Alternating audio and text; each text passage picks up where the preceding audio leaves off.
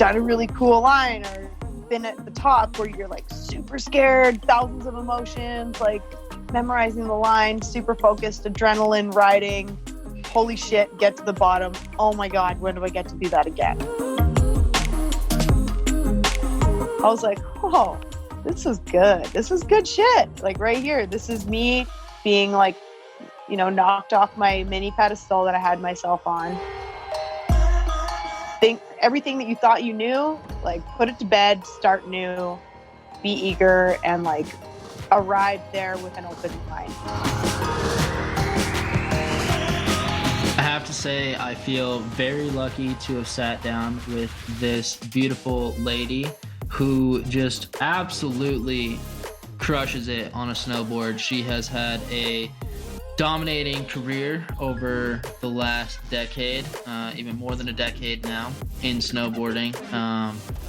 Looking at her website, you can see that she's had multiple features in the press, in magazines, in videos. She's been a huge advocate for women in snowboarding and equality, and she was just truly a pleasure for me to speak to and interview.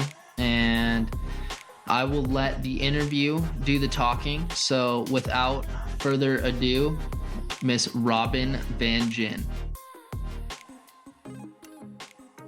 My name's Robin Van Gyn.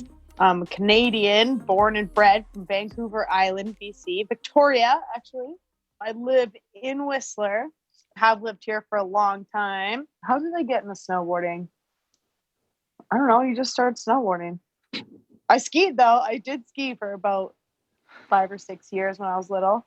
But yeah, I got into snowboarding pretty late, actually, when I was about 16. You know what? It was at the time where snowboarding was kind of emerging as this like rogue sport.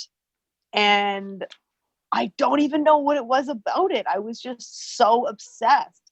And I had never even been snowboarding. I was like following snowboarding before I even started doing the actual thing. So yeah, I just kind of started to go up, and my sister got a snowboard and I borrowed her setup, and then immediately like day one fell in love, and I was like, okay, yeah, duh, I'm doing this.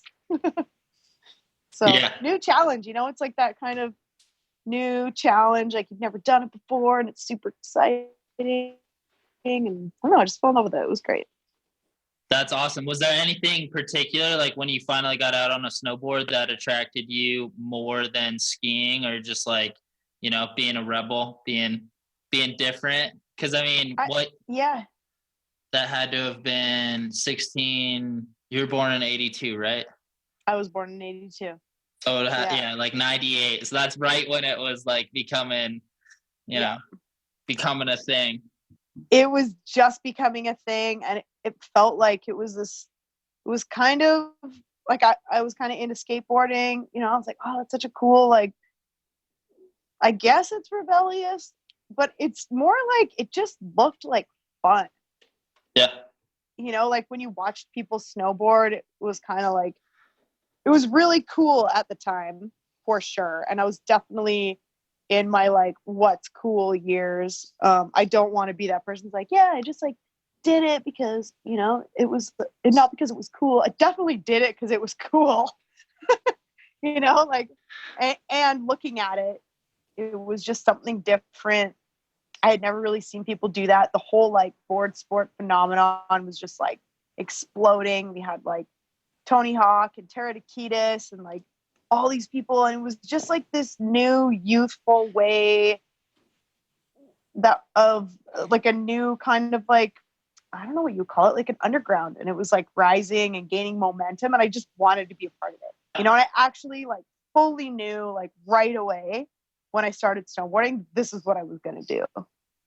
That's crazy. That's got to be an awesome feeling when you know that that's like what you want to do, and that's like what you're going to pursue. Because these days, I think it's so easy to have so many opportunities. You're like, well, this could be cool, that could be cool. But then like being able to really hone down and know like, that's what I'm doing. I think that's super empowering and important. Yeah, it is important. It's pretty crazy though, too, because since that moment where I was like, okay, this is what I'm doing. And I dedicated every shred of life force I had towards it. There was no like plan B. There was no like, what else could you do as a backup plan? Like, of course, I worked jobs and like thought about it, but I always was so dedicated. It was like failure was not an option. But now, as I'm like growing through snowboarding, and I look forward, and I know that snowboarding doesn't last forever. Maybe it does. That would be sick if it did. I'm really banking on that. But I think it's going to be really hard for me moving forward into the future, finding something else that I'm so hard-lined about. And maybe I don't need to find something else that I'm so hard-lined about, but I do sometimes think about that. I'm like, what if I never find my other snowboarding? What if I'm never passionate about anything else? And I do want to be passionate about other things. I want to be like hard-lined about something else and like maybe change my path, or I don't know, but it's kind of a scary thing to think about. You're like, I've just done this and all of my energy has gone all the way into that. Like, what else? And will this happen on a different like playing field? I don't know. Do you have any ideas of like what that could be, what that could look like art or music? Like, you play a musical instrument, or are you into like painting, or like is there, I don't know. God, I would love to be one of those like super multi-talented people. I don't know if I am. Like, I love surfing and I love hiking and the outdoors, and I love building things, and but I don't love any of those things as much as I love snowboarding. So I can't say that I won't. Yeah. Right now, I'm like still in obsession mode, at 36 years old. I'm like, what the fuck? What is it about the feedback cycle of snowboarding that gets you fired up? What's the feedback loop look like for you? I mean, day to day, I think I'm always looking for like hippie turns, I just want to do hippie turns forever. Yeah. That's probably why I really like guiding at bald face, because that's all it is. It's like hippie turns. But I think also there's another feedback loop for me. Like when I ride something big or gnarly, I get to the bottom and I'm just like full of life. It's crazy that like the energy that you get when you've like stomped a trick or done a really cool line or been at the top where you're like super scared, thousands of emotions, like memorizing the line, super focused, adrenaline riding. Holy shit, get to the bottom. Oh my God, when do I get to do that again? So it's funny because like half the time when you're out doing, say, riding lines, getting there and being at the top, you're like shitting your pants the whole time. And then it's not until you get to the bottom that you're like, okay, get me back up there. But while you're up there, there's all these questions like, why am I doing this? Is this enjoyable? And it's like the full of life at the bottom that like completely feeds me and keeps me kind of like wanting to push myself and like go back up and do more, do better. How much more life can I get out of that moment? Yeah. Yeah. Totally. Yeah, I think one of the things that I love most about skiing is the exhaustion after. Like, I don't know why, but just like the exhaustion that you feel after like a long day out is one of the best feelings ever to me. Absolutely. That's what they call après. Mm-hmm. Totally. Feed that exhaustion with a beer or two and nachos. Or poutine if you're Canadian. Or poutine. Yeah. No, I definitely feel you. It's like at the end of a big day or the end of a big line, it's like that total satisfaction, or even like the end of an amazing trip. I went to the Crazies last year, TGR, and when I got out of the trip and just kind of reflected, it was the exact same thing. I was like, when do I get to do that again? Totally. Like I can't say I was like hyped to sleep like winter camping. I didn't really know, but once I got used to it, I was like, oh yeah, this is like awesome. Like I'd done it a few times, but not for 9 nights. But once I had finished it, like got, bagged a bunch of lines and done some stuff I'd never done before, kind of like pushed my psyche. And then at the end, I was like, oh man, that was dope. Totally. I always get mad nostalgia after trips. I'm like crying on the inside, like, oh, I don't want it to end. I know, it's so sad, but at the same time, you're like, okay, yeah, it's time. It's time. It's time. So Yeah. Yeah, I mean, talking about like the trajectory into what the next snowboarding is, I think one of the things that you've done really well is like you started out boarding park, right? And then have like transitioned into big mountain, and you have like this guiding side as well. And I think that's something that you can do that's, really sustainable into the future, because if you're doing, I think you could probably do hippie turns for the rest of your life. Likely, hopefully. Yeah. How did that transition take place? Like, what was that transition like? that was like fully natural occurrence, like a naturally occurring maturity in snowboarding. Yeah. Like everything that I didn't aim, like when I started snowboarding, I wasn't like, okay, I'm gonna do this and then I'm gonna morph into this other thing. Like it was just the greater understanding and like where my body was at and where my mind was at. When I started out snowboarding, it was very much like, yeah, park oriented. I wanted to like do tricks, go to contests. I liked winning. I liked competing. And then I started riding backcountry and I'm like comparing the two and I'm going, okay, maybe I don't like competing as much as I thought I did. And yeah, for sure, everybody likes winning. It's great. But I wasn't getting those wins out of the like park realm for me. And I stopped caring about it for a second. I was like, oh, I just want to like go ride POW.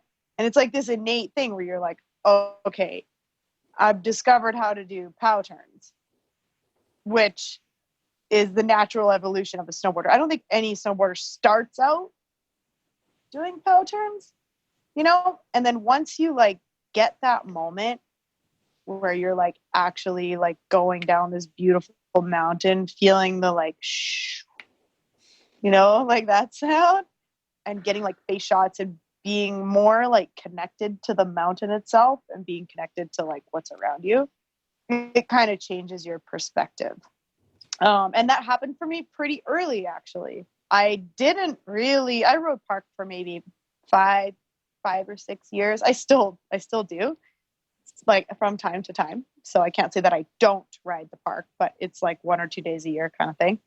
And once I went in the backcountry, discovered that I was falling in love with that part of it, then it was like, okay, instead of dedicating all of my time, energy, money towards riding the park, I dedicated more of my time towards bridging the gap and maybe doing both. So I started going to Argentina.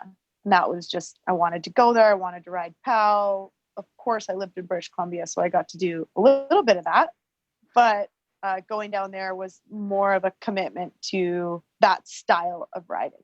I remember that very clearly, being like, I want to go down to Chile and Argentina and I want to like ride the mountain, and when I got there, there was like a chain of events that happened that kind of got me on that path. So then, yeah, I went down to Argentina. I started like working with SAS, which now is SAS Global Travel. And we started working with guides and with Skylar Holgate, for instance, who is amazing, and started learning about the mountain and how to be in it. And then I started getting like really excited, like, okay, now I want to go to Alaska, and those guys were like, yeah, okay, well, this is a great way to start. Why don't we start there? Yeah, I went down there, kind of learned a bit more about the mountains and brought that knowledge back with me. And at that same time, I started filming with Runway. And that was the beginning of like snowmobile access. And that just opened all the doors. I was like, holy shit, this is what it's like out there. I got to be out here all the time. So yeah, and then as time went on, working at SAS and kind of getting inspired about like with the guides down there and what they were doing, And I kind of wanted to do that too. I was like, I want to learn more. I want to know what's going on. I don't want to be like that person that just follows everybody else. I want to figure it out for myself and like get after it. Learn more about the thing that you've dedicated so much time and energy to, right? Kind of started me on that path. And then I linked up with Jeff Pensiero and Baldface Lodge and their guiding team. I've been there for a few years, kind of guiding part-time, tail guiding, and just trying to learn as much as I can. Are you working, becoming a lead guide right now? Yeah. Or yeah, I am. I'm currently in the CAA level 2 program. Yep. But I need to do a lot. I have a long way to go and a lot to learn. That's for sure. Yep. And I'll probably always say that. I don't think you can really know it all, you know? It's like a constant learning journey. And it, like, for me, I think one thing that I've really pulled out of taking the time and the energy to learn about the mountain and learn about, you know, snow science, rescue, all that kind of stuff it has actually helped my snowboarding quite a bit. Totally. Yeah, I think it's super important to remain humble in the backcountry and in all of life, and remember that there's always more to learn, because as soon as you think you know it all, or as soon as you think that you're at the top of your game, like generally life comes along and is like, well, there's actually more. And I think the more rigid your thought process is on I know it all, or then the more that the mountain or the universe is like, I'm going to shatter that belief, Yeah. And I think when I went from working in Argentina and being like, I had a really good place in pro snowboarding, like I was kind of just like gaining momentum, and I started working at Baldface, it was so humbling. Yeah. I went in there and I was like, I thought I knew something. I knew nothing.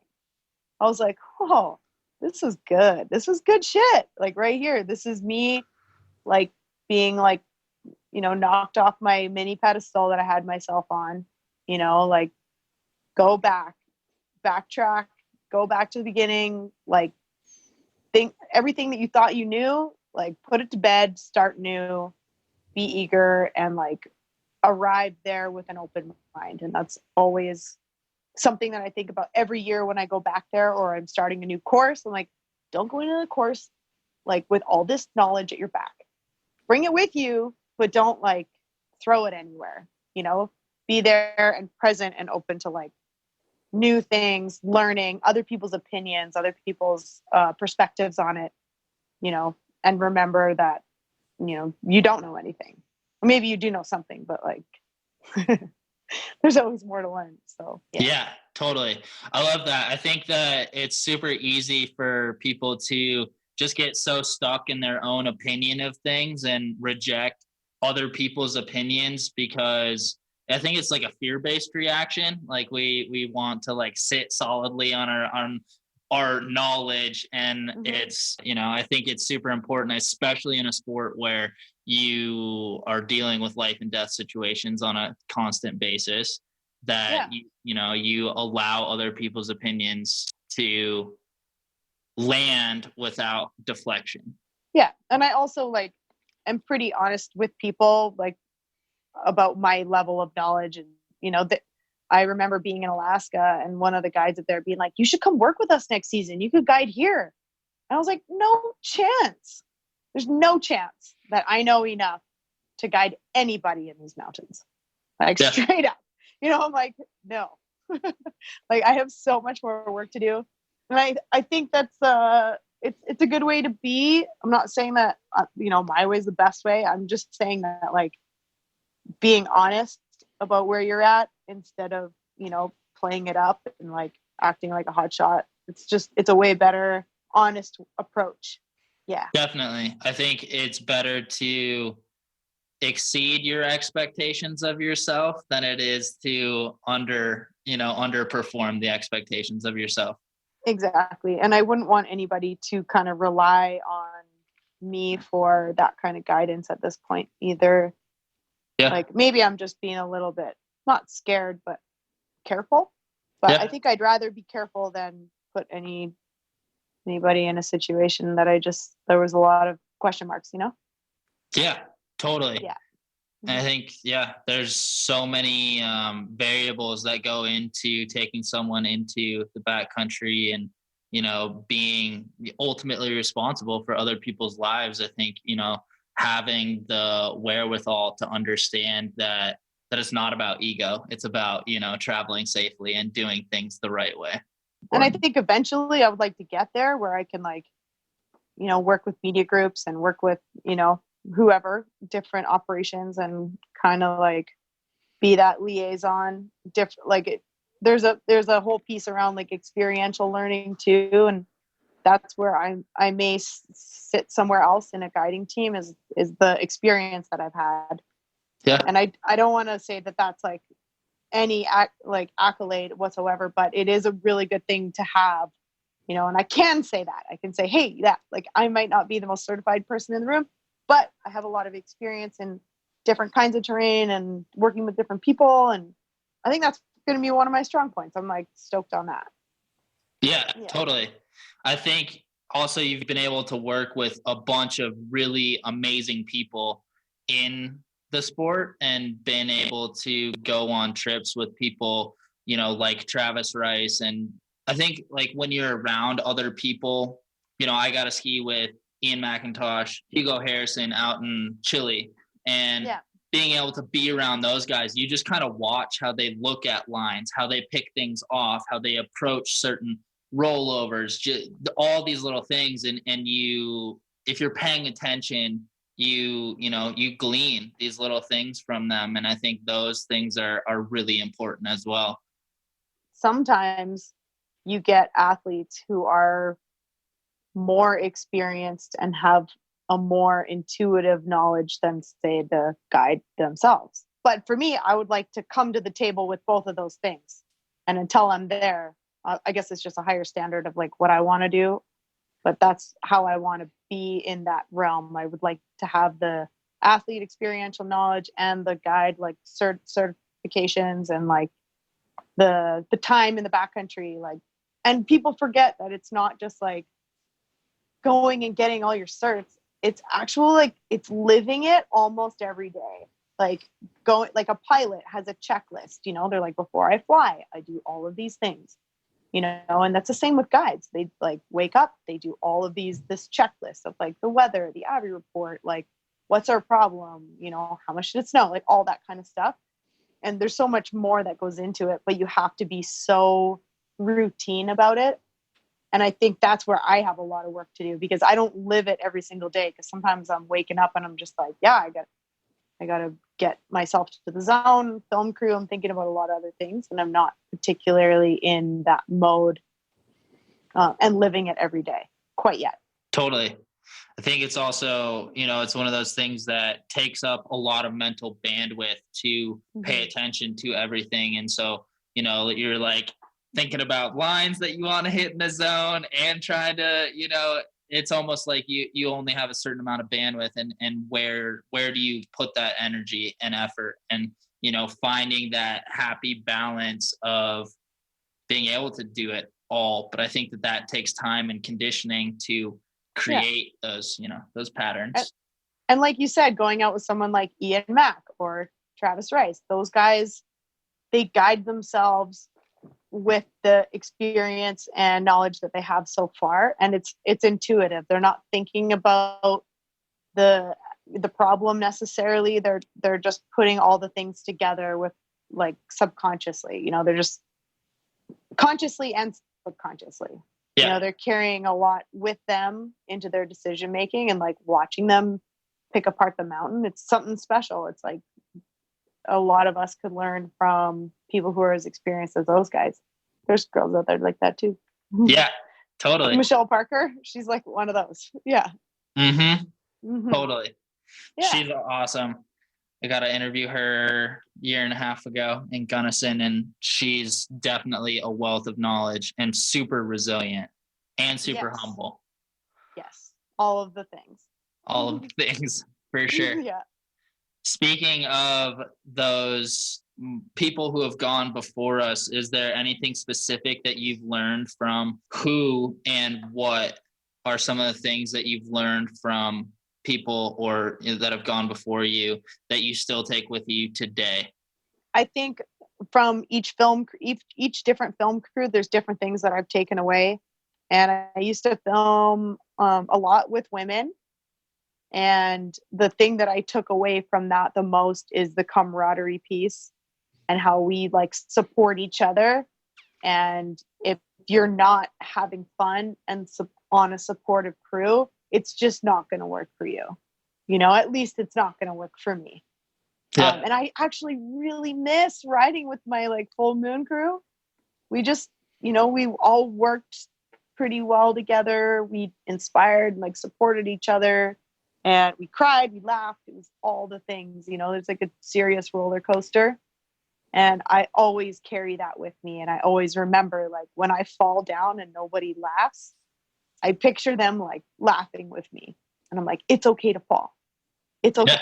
Like, don't take it too seriously. And that was that part. And then moving into depth perception after full moon, when working with Travis, I definitely learned so much from him. And I think when I first started on that project, I was a little bit intimidated.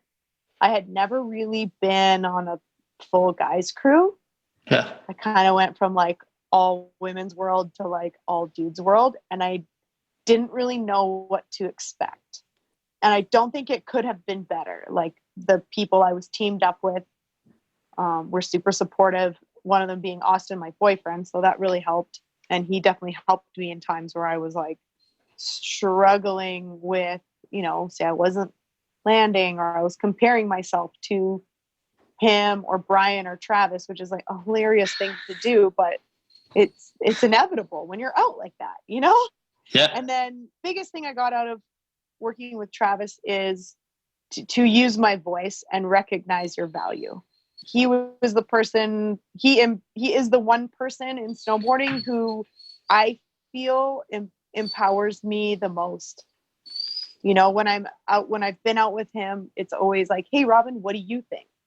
Yeah. What do you think about this face? Do you think it's sketchy? Do you see anything over there? Like, he gives me the opportunity to like stand on my own 2 feet in a crew and feel like I'm 100% valued as an equal in that crew, and that is something really special. And I kind of forgot about it. I recently went to Stellar with him last week, and it was the same thing. And it kind of like turned that switch on again. I was like, right.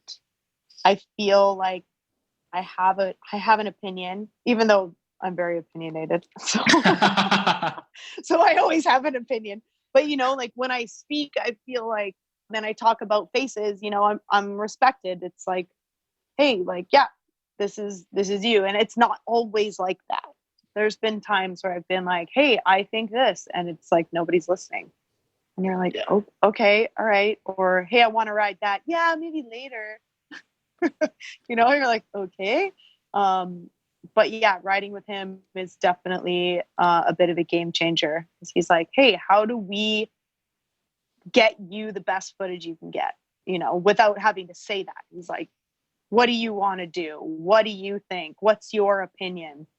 If I'm not saying anything, and it kind of gives you the opportunity, after that like standard has been set, to just be fully a part of the crew and be like, yep, I'm here because of this, this, and this. And that's why I have an opinion. And that's why I'm like talking right now. Yeah, totally. Like allows that you to sounds weird. give yourself permission. I mean, it's easy to like remove your own permission because of the stories that you tell yourself about what other people may be thinking, and also the way that other people act or react to when you bring when you show up and when you bring your ideas to the table. And I think that, one of the things that I wanted to touch on was like communication and the importance of it in a big mountain setting, but just even past that in a branding, marketing, interpersonal connection, everything. I think communication is like massive. I know you have you have a degree in communication, right? I do, and geography. Yep. That's crazy. You know that. I did my research. Nice. But oh, cool. Yeah, like what are some things, some some things that you would recommend to anyone in regards to communication. I think questions are massive. Being able to ask other people questions, like you said, valuing other people's opinions, I think often creates, we create mirrors with each other, where if you value someone else's opinion and you give them the time of day to, express themselves, then they'll often, and this isn't always the same, that way, because egos get in the way, but then they'll generally value your opinion more. And so I'm just wondering, like, more tools, more things that you could recommend to create better communication for people in general, but especially like safety in a big mountain setting scenario kind of thing. Yeah, I think that one thing I've kind of learned in the classroom and also through working with a shit ton of different people is to be an effective listener and an effective speaker. So we'll call that an effective communicator. And you have met one or two in your life who are these kinds of people. They're not everywhere. We don't see them that often, but when you see them, when they speak, you listen. And there's a reason why you're listening, because they're not just talking for the sake of talking. They're talking when it's important. They think about what they're going to say, and then they say it at the right time. But part of that story, it's not the saying, but it's actually the listening. If you say you're in like a group and somebody's talking and you're not really paying attention, they're going to, like, in my experience, they're going to try to like repeat and kind of like keep going, talk louder, like try to get their message across. Whereas if you're just looking at them and paying attention to what they're saying and not like doing something else, it feels like you're giving them the respect of the word. So you're like listening to what they're saying and giving them their stage, which if you want to have a stage, you need to be able to offer it, and I think that's a really key thing in communication, is making sure that you're not talking over top of people, interrupting, or like jumping on each other, but rather taking the time and slowing things down to really like accept and absorb what people are saying, giving them their voice, and then, talking to them in a way and they're going to give you the same respect in return. I feel like that's a really big one. And I'm still learning how to do that, Yeah, I've been in a family of talkers where we love talking. We love talking over each other. But my good friend, John Buffrey, he is kind of a mentor for me in the guiding world. And he is an effective communicator. And when he talks, you listen, and he's always looking at you in the eye when you're speaking and taking everything in.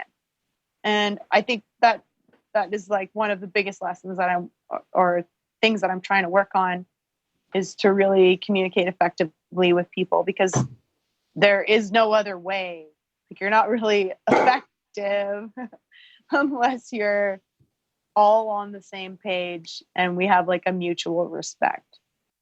I think that's all of that is super important. And, effectively communicating, it affects so many different things, from relationships to friendships to even, like effectively communicating yourself over social media. And like, that one gets kind of tough, because there's only, you have the smoke and mirrors of social media, and then you have the, like text and copy is really, only 7% of communication. And then a lot of it has to do with tonality and body language. And so like really communicating in an effective way, I mean, it's kind of everything in the world is it's how you relate, and communication creates community. It's, that's what creates the ability for us to form strong bonds. And I think, in the day and age where it's so easy to go wide,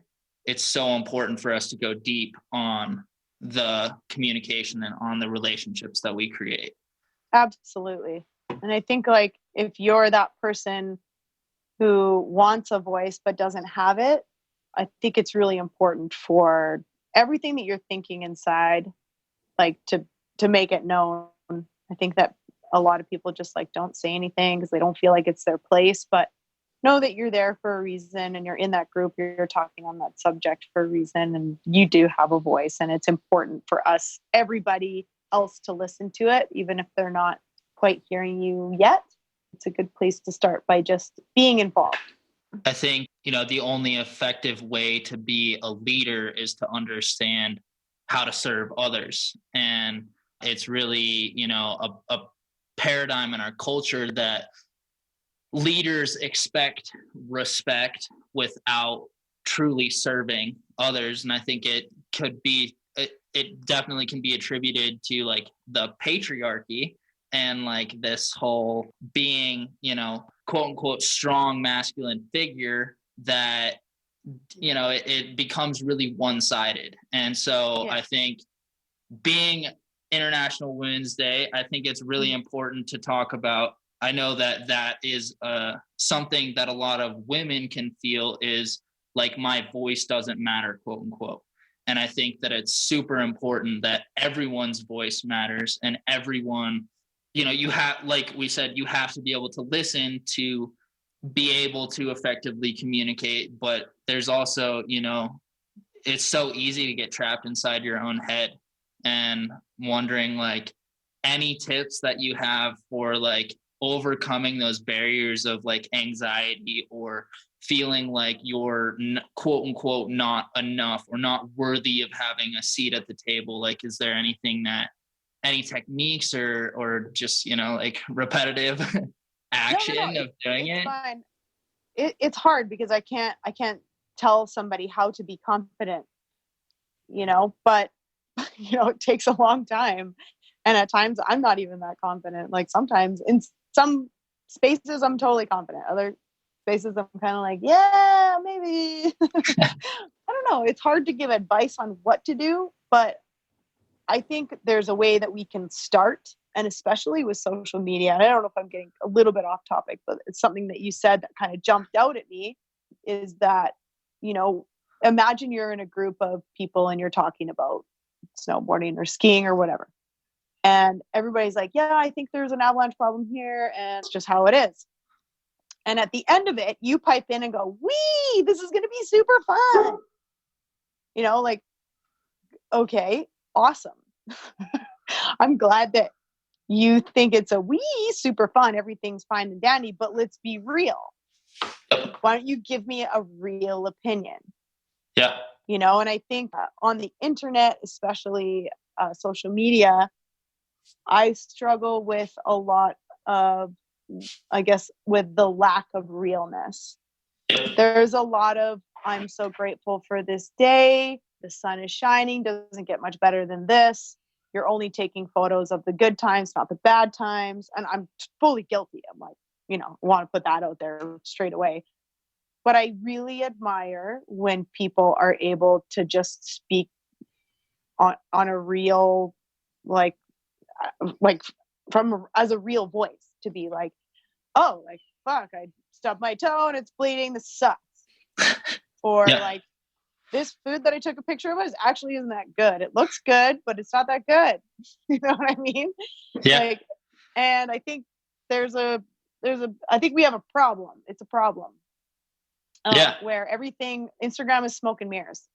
And recently I met with a friend here, had coffee, and we were talking about, oh, just looks like your season's been so awesome. And like, it's been like crazy pow and blah, blah, blah. And I'm like, yeah, no, it's been great. I also like tore my meniscus. I hurt my back. Like, I've been kind of struggling with some other personal weird stuff. And, we don't really talk about that.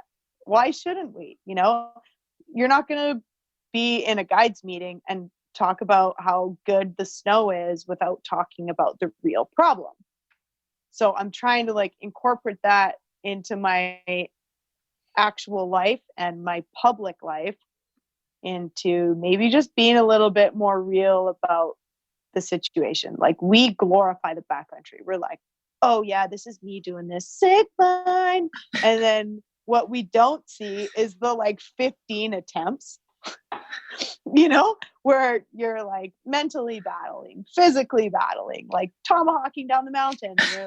I can go like have full days of like bluebird sun, epic conditions, and blow every single shot.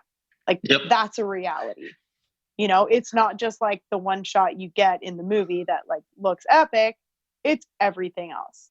Maybe that's not a tip, but it's a suggestion. Yeah. Like I'm doing this contest with Roxy to give away a seat to the Bald Face Babes. It's Bald Face Babes Week, and I've got a lot of like, yeah, pillow slashes. It's so sweet. Like, look at this snow. And then there's been a couple entries where it's like, especially this girl Rel from Portland, and she's just posting stuff of her trying and failing. Yeah. And I have so much respect for that. I'm like, thank you for showing me something different, for capturing the like try moment instead of the succeed moment. And I actually love that so much. And I think I would love to see that more in general, like if you're meeting with people and you're unsure, ask questions. Yeah. Don't pretend like it's all good. Just be like, hey, I know that we covered this 3 times, but like, I don't understand, and it's a hard thing to do. It definitely isn't super easy where you're like in a group of guides who are all like really experienced, or in a group of snowboarders who are really experienced, and being like, yeah, I'm not really sure if I can do that, or I'm not really sure what we're talking about. And I think we could see that in any facet of life, in anything that we're doing. Backcountry snowboarding, park snowboarding, guiding, doesn't matter. Surfing, camping, ask questions. Like, you got questions, ask them. Totally. I think questions are like the magic of the universe. I think that they're amazing. Like, questions literally, like, they lead to abundance, versus statements are like, they're very poignant and they lead to an end, whereas like questions can pretty much go on forever.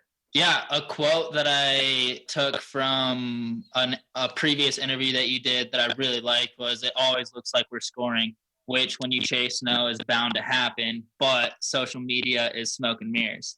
It's not always as good as it looks, and sometimes it's better, but always remember it's not real." And like, it's not real is capitalized. And I think that's so important to remember, is like, it's so easy to live in the past of like, what happened yesterday, that was so awesome, blah, blah, blah. But like, that's not even real. It's just an imagination of what happened yesterday versus like right here, right now. And something that I've been dealing a lot with is like, I've been depressed lately. I don't know why. I want to like sleep in super late. It's hard for me to get out of bed. Like, I'm not as inspired as I've been before. I feel, like the voice inside my head is not a fun one to live with always. And it's like, trying to be open about that. And then you have like these battles between like, well, so many people see you as an inspiration, or, tell you how positive you are and all these things. And it's like, well,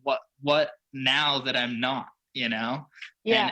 And how do I overcome that? How do I live into the idea that it's okay to change and, not be as inspired, and, have the time, like have those times in my life where life doesn't feel as good as I would like it to. Well, I think it's important to remember, and I really appreciate you saying that like live, like, sick, there it is. The struggle is part of the journey, and we can't ever forget that. You don't get anywhere good super, super easy. And we learn so much about ourselves and about what we're doing in those moments of struggle. Like, that's how we learn. Like, imagine you're like, on base, and you like tomahawk down the whole thing. And to me, that's like the struggle part, where you go, okay, what did I do there? What did I do wrong? And you look back and you're like, okay, well, I hit like a rock. I kind of knew it was rocky. Why wasn't I paying attention to that? And so that comes with you, and that creates a better outcome in the end. And I think it's across the skateboard, something that we can do. Like, not, I'm just made a snowboard reference, but it happens like every day in life. If your life's going to be super great, it's not going to be really easy all the time. You're going to have moments of struggle, and through that struggle, you're going to learn so much about yourself and like how that happened and why that happened and how to get out of it, that at the end, the outcome, it's that same thing we were talking about earlier. When you get to the end, you're like, when do I get to do that again? You know, when can I have that moment again? Even though it sucks while you're in it. Yeah. Like, I'm unmotivated, I'm uninspired, like, what the fuck is up with me? You know, that's just part of it. Unfortunately, fortunately, I say it's fortunate, because there's no better way to learn than from the struggle that we have in whatever we do. Yeah, totally. Yeah, one of the things, like, I always dive into these philosophical thought processes, and I'm like, well, if evil didn't exist or if bad didn't exist, I don't think good would either, because you wouldn't have a polarity or a reference point to understand what good even means. It's just crazy how paradoxical life is. You're like, there's always these paradoxes that, or these dichotomies that exist to create the beautiful and the wonder of that exists in life. Like, without death, there wouldn't be life. Like, animals need to decompose to create fertilizer for trees to exist, for oxygen to be, in existence. And like, everything in that is like paradoxical, and like this dichotomy of like that we paint in the human condition of like, oh, but it's supposed to be like this perfect little happy dance fairy tale, rainbows and butterflies BS, and it's not. And it's like, how do we live the journey instead of paint the picture of the perfect fairy tale? I've experienced that quite a bit in snowboarding, whether it's like those moments of like, what the hell am I doing? I suck, all the rest. And then, learning from that, coming out the other end and being like, oh yeah, okay, here I am. And it's just like the young woman from, I think it's Pakistan, Malala. Mm-hmm. I heard somebody talk about her on International Women's Day being like, I want to be like Malala. And I was thinking to myself, she got shot in the face. Right. Like, yeah, like there's a struggle there. She wasn't just, she was always an outspoken young person. And we have like, I idolize her. She's an amazing young woman of this generation who's hopefully going to lead us somewhere amazing. But we always forget, it's like you don't just become an international icon in that, in that realm in women's rights from just speaking out, but like something super tragic happened to her, because of it. And there was a struggle for her, and look where she is now. Yeah. And you can totally. say the same about somebody like Turia Pitt, who was an ultra runner who got burned in a brush fire. And she's got, I don't know, like hundreds of thousands of followers. And I know that that's like such a goal for people. I'm like, she was burned in a fire. Like, let's put this in perspective. People think that, the really big influencers, oh, I'd love to be an influencer. The amount of times I've heard that from young people, which to me is so sad that that's like a goal. But you have to realize also is their lives may not be exactly what they seem. The internet is not real. Totally. And, yeah, we kind of have to like always remember that like the life you live in real time with your family, your friends, your existence, your like reality, that's real. Like the internet is not real. And what's more important, Yeah, totally. And I mean, you can look at it with like recently with a bunch of YouTube stars. I think it was like 8 months ago, but like a bunch of them just like up and stopped doing what they were doing. And it's like that feedback cycle only lasts so long. And like the more that you pin, we were talking about like the natural transition from the park to the big mountain. I think the park is kind of the external validation. Hey, look what I can do. And then the big mountain, is more like, hey, look, there's a sweet mountain and I get to go, paint my brush on it. And like, obviously there's still film that happens in the big mountain side of things and everything. And there's ego that goes along with that. But, it's like that, big time. that discovery, like you said, of being able to make turns in powder, like that's a, hey, look what I can do from like a self-fulfilling thing. Totally. I'm pretty much like singing that in my head every time I have a long run up Bald Face or wherever I am. I'm like, look what I can do. Yeah, it's very true. I'm sorry if I got too deep on you there, and I'm not claiming to like know everything or to not be guilty of anything, the things we just talked about. I'm aware. I guess that's the first step, right? Being aware. Yeah, totally. You go from unconscious competence to conscious competence, or unconscious incompetence to conscious incompetence to conscious competence to unconscious competence, which is kind of confused. So you go from not knowing what you don't know to knowing what you don't know to, there's levels of like how you understand the world. And like we talked about earlier with like people like Travis Rice or Ian Mack, where they're consciously aware of everything around them, but there's a subconscious thing where they've been in the condition so much and their brain has interpreted so much that they have this internal compass that's more accurate than the person who's just, hey, I want to go out and, be a backcountry snowboarder. And I think like when we talk about intuition, people think it's this thing that just magically happens. And I disagree.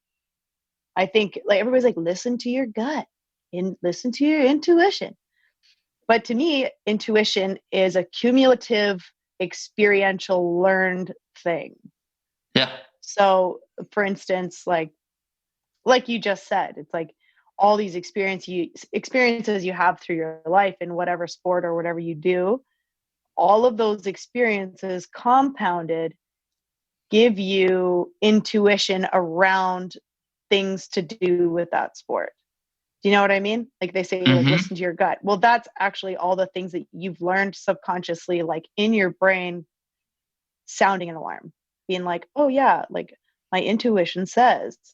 But to me, it's my experiential cumulative learning says. Yeah. Yeah. Totally. That becomes innate. You're just like, it's part of you. Yep. And we call it like your gut, or we call it like intuition. But to me, it's like intuition is something that we learn or can learn. That's for sure.